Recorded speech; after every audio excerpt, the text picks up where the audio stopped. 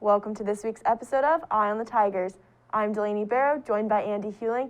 In gymnastics, our last remaining winter sport, has SEC championships this weekend, on top of the usual spring slate of soccer, softball, and baseball. So let's get into it. First up, we have gymnastics. The team will travel to Huntsville to compete in the SEC championships in their first quad and podium meet of the season. Coach Graba identified that the team doesn't have much experience in this category, particularly because in past seasons they've been gone to at least one quad meet earlier in the season, but this year because of COVID, this will be their first event of the type. So there's a lot of emphasis this weekend on mental toughness and controlling what they can control. We're more managing our performance level because you don't have control. It's a split meet anyways. You don't know how the evening session's going to score. You don't know how they're going to perform. So the goal is to control what you can control. We're in the afternoon session. Let's see how we can rank against everybody else in the afternoon session. But the only way you do that is you have to have a good meet. You know, we've never scored a 197 at SEC championships. So, and we've only scored above a 196.5 4 times in the history of the program. So scores are out the window in this meet. You have to be really careful you don't get caught up into that. And it's out the window for all teams. It's not just us. It's out the window for all teams. So you got to be mentally strong and you got to get through the meet. And you have no idea what score it's going to take to rank you in any position. My view is just try to improve on the score we're trying to replace. We have a 196.1 we'd like to replace. Andy, what do you think the key will be for the Tigers in this event that they lack prior season experience? Well, obviously, coming into tournament play, there's going to be more teams to go up against. And, you know, we've talked about in the last couple of shows that, you know, the SEC is deep. It's a tough conference, and especially you're going to be going up against top-notch competition in the likes of Florida, LSU, Georgia, Missouri, the list goes on. And I think, you know, for them, it's just going to be to continue what they've done this season. And, you know, they've scored high. They've done what they needed to do each match. And it hadn't necessarily come with wins, but at the same time, they still can get good performances. And I think one person that has to be mentioned is Darian Goborn. And, you know, she's going to be going, obviously, for some individual prizes as well. But she's someone also who can help her team with some high scores on the floor and in other events. Yeah, you mentioned Daron Goborn, and she really talked about this week just how she believes that she's peaking at the right time. And while it's not as early in the season as she would prefer, this was as she expected. And so she's really expecting to perform strong this weekend.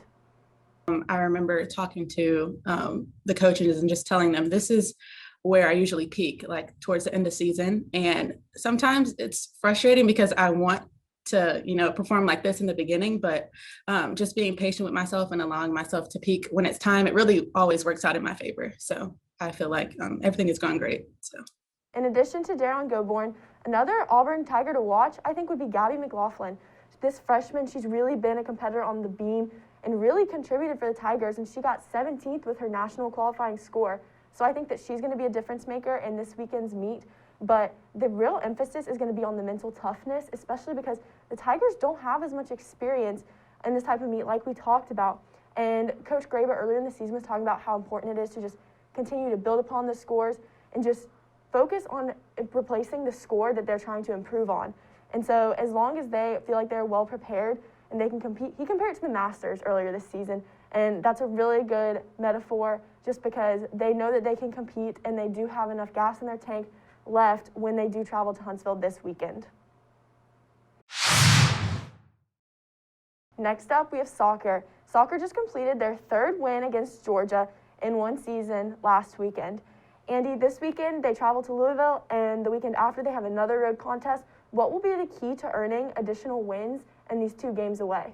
Well, they've really fought off some great games in the past, really close matchups. But I think against Georgia, it just showed that they're able to get up for these rival opponents. And Georgia, you know, played them really well. But Auburn was able to get a goal late in the match. And you know, we've talked a lot about Auburn's defense and how they've been able to come through and keep a clean sheet. And I think really that just showed me that Auburn and goalkeeper Maddie Prowska, she has been fantastic. And Auburn's able to kind of grit out those like 1-0 wins, and I think that's all you can do, especially in soccer when there's a lot of ups and downs throughout a match. And I think Auburn's ability to kind of fight through adversity is really showing off in this season right now. Yeah, you mentioned their ability to fight through adversity, and that's going to be huge this weekend. This is a talented Louisville team, and one of the keys is just going to be continuing to keep the ball in front of them and playing with that same grit that they've been playing the entire first half of the season in the fall and starting out this spring. And you mentioned Prohaska, great defender, got SEC Defenseman of the Week, also named to the top drawer soccer team of the week, honorable mention. And on top of that, this Tiger team, they just need to keep shooting the ball, and the more they shoot, the more likely it is to find the back of the net. So Coach Hoppe has been impressed with their performance this season thus far, and I think the Tigers have a lot of momentum in their favor, especially with their trifecta win over Georgia last weekend. That means a lot. Coach Hoppe got her 250th Auburn career win, and so I think these Tigers are riding high, and they have a chance to play a really good match this weekend against Louisville. Next up, we have softball. Softball opened conference play last weekend against the top team in the country, Alabama, but fell in 3 straight games. And while they did put up a fight, as Coach Mickey Dean believes, they just didn't come out the winning team. We clean up the things that we are capable of cleaning up. We're a very, very, very good team. And, you know, we challenged a very good team. We didn't come out on the winning end. That's right. So we got to figure out how between now and May, we've got ground to make up. How do we make it up? Here are the things we need to work on. Andy, obviously not the start to conference play that the Tigers hoped, but how can they flip this around this weekend when they host the War Eagle battle against FSU in Kennesaw? No, it really wasn't the great start that they wanted, and really credit has to go to Alabama. Their pitching was fantastic, and I thought, you know, they only gave up 3 runs over the whole series, and they had over 20 strikeouts combined. It was fantastic pitching from them. But also, I think Auburn just didn't have enough offense when they needed it. They loaded the bases twice in the first game and weren't able to get anything going. And really, game 2 and 3, they got some kind of offense, but it just wasn't enough. And they weren't able to get defensive stops to hold Alabama. So I think they've got to really improve on getting more hits and just more offensive play when they need it, because you're against teams like Alabama and all the SEC that they have to face. And even Florida State this weekend, that's not going to be easy either. They're a ranked opponent, and I think Auburn's going to have to really come out and be more aggressive at the plate, and then also back that up with defensive stops. Yeah, you mentioned the lack of offensive performance on the Tigers' end, and that was a big difference in Alabama and Auburn's performances last weekend. Whereas Alabama was hitting those doubles, those home runs, Auburn was only hitting singles, and so all they need is one player to get hot. We've talked about it before. Hitting is contagious, and these teams are going to face this weekend. FSU is a late add, but they've known about Kennesaw State for a while, and this is a fundamentally sound team. And so the good thing about the Tigers is that they are a team full of youth, so they have a lot of room for growth and improvement, and Coach Dean is impressed with how they have been progressing, but they're going to continue to need to be sound in the circle and really confident in those pitches that they choose to swing at when they're on offense, because this Tiger team, you can win with defense, but you also need the offense in order to outscore the other opponent. And without either of those, they just really need to play a balanced game this weekend when they take on both teams each day. And I think that they have a really good chance of continuing their momentum. They did snap their home game win streak, but they can turn that around this weekend and get 4 in a row if they really improve upon last week's performance. Our last Auburn sports weekend is baseball. Baseball will travel to Oxford, Mississippi to take on the Ole Miss Rebels in their first series of conference play. Last weekend, the Tigers took on Little Rock at home, and then Tuesday they traveled to Nashville to take on Lipscomb. They won 3 out of the 4 games, and their offense was really going strong through these matchups, but they're going to face a talented Ole Miss team. They're 13-4 so far, ranked number 4 overall. Andy, what do you think the Tigers need to do if they want to continue to build along their non-conference performance? Well, pitching is really going to have to step it up. I think honestly, Cody Greenhill will be a key. And I think a lot of people have been talking about him maybe needing to move back to the bullpen soon. I know injuries are still plaguing him and he needs to take that starting role, but I think once a guy like Jack Owen comes back into the starting rotation, I'd like to see Cody Greenhill maybe go back to the bullpen, because the Tigers' depth when it comes to pitching is very weak when you get down to some of the freshmen that they have, or guys with little experience. And it's no slight against them. It's just the way Auburn is. They're really strong up front, but kind of when you get down to the guys who don't see as much action, it's a little weak, and I think that's cost Auburn in some games that they probably could have ended up winning. So I think Auburn's really just going to have to continue to pitch well, but also offense has got to continue to build, like you said. I think, Ole Miss will be a talented team, and Auburn's going to have to get hits against them, because they're not going to back it all up with defense. They're going to have offense as well. Right, and you mentioned that Tiger offense, and Tuesday against Lipscomb, they had 4 home runs in the first 5 innings, and so we talked about it before. This team, they can hit. Some of the star players from last week were Rankin Wolling, Tyler Miller, and then pitching Cody Greenhill. Like you mentioned, the Tigers' pitching depth is weaker, especially right now because they are plagued with so many injuries. And some of these Tigers that started out the season really strong, they've gotten injured and then they've come back, like Richard Fitz, and they need to continue to rebuild that strength, because pitching is going to be key, especially this weekend. And the SEC is deep. We know that this Tiger team, they weren't ranked the highest in the conference going into the season, and based on their non-conference performance, I don't think that that's improved. But this Tiger team, they have a lot of potential to beat a talented Ole Miss team. Even though Ole Miss did start their season hot, they beat 3 ranked teams in their non-conference season tournament opener. So the Tigers are not going to be able to give up any easy mistakes, because Ole Miss knows how to capitalize on those. And if the Tigers give them anything, they're going to take everything.